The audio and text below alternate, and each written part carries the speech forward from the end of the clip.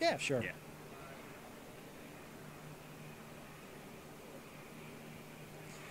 I'm Nate Phelps from Press-Gazette Media. We're here live at AirVenture 2013 in Oshkosh in the EAA grounds. I'm here with Tom Tyson from Beechcraft. He's going to talk to us a little bit about the AT-6, the aircraft you see behind us.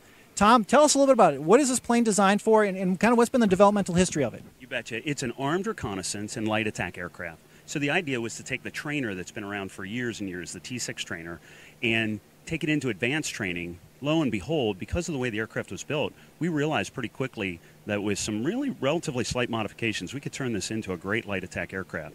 So we teamed up with Lockheed Martin primarily, and a few other folks, CMC, Pratt & Whitney, and a few others. But Lockheed Martin, as far as the mission system, took the mission system, the weaponization right out of the A-10, put it into this airplane, integrated it into everything in the airplane, and turned it into a light attack aircraft. How long has this aircraft been in production or development, and where is the potential market? Where is the company looking to sell this at this point?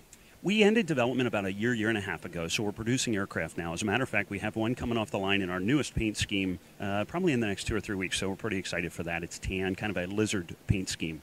The market is kind of phenomenal, really all around the world. It's a really relatively cheap to buy and very cheap to operate aircraft. As we discussed earlier, can't take the place of an A-10, but does a lot of those same roles. So for anybody that has any kind of internal strife that they want to keep an eye on potential problems, and I don't mean just military problems, even domestic problems or a hurricane, a typhoon, we have a sensor ball on the bottom of the aircraft, so it's a great little command and control node.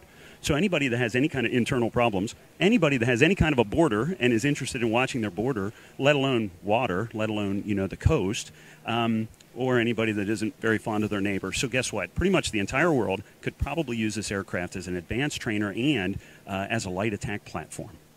What have you seen with it out here this week? I mean, you've had a lot of eyes. I've seen a lot of people looking at it. I mean, you've got some more traditional Beechcraft aircraft behind here in a little more high visibility paint schemes. What's been the reaction of people, and what's the idea to bring the aircraft here to show kind of to the general population? It's an excellent question. What we hear an awful lot from taxpayers, go figure, people around the country, they want to know, how much does it cost and how much does it cost to operate, which is neat because we think it's a pretty sexy little airplane. It's got a lot of neat weapons hanging on it, a lot of sensors, and they're interested in that. But they're also interested in what kind of return on investment do we get for operating this. And so, again, we're not trying to compete with big, heavy iron that the U.S. Air Force, the U.S. Navy owns. We're trying to find better uses for this aircraft than maybe those aircraft. So there's times that we can loiter 6 hours. We don't have to go back and forth to a tanker. We have all kinds of electronic capability that's right up there with every frontline fighter right now, and the operating cost is crazy. Flying up here from Wichita, we burn maybe 500 pounds per hour, which is unheard of in the fighter business. So return on investment is kind of the questions that we get an awful lot out here. Obviously, we're talking business terms here with ROI and things like that. How about from a pilot standpoint? Your former F-15 pilot, flew a lot of trainers. How does this aircraft fly, and what's your impression of it doing some of the demo stuff that you've done with it?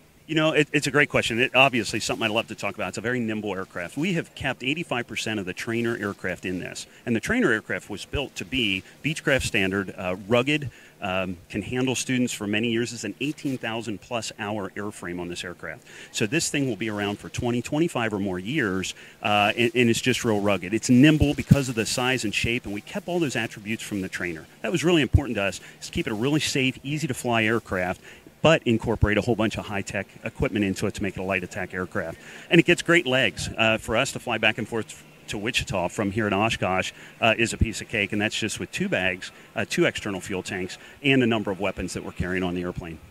Gotcha. Well, fantastic. Well, Tom, we appreciate you spending a little time with us talking about it today. From EAA here, AirVenture 2013, I'm Nate Phelps for Press-Gazette Media. We'll be back tomorrow with 3 more stories for you right here on the grounds of AirVenture 2013. Thanks.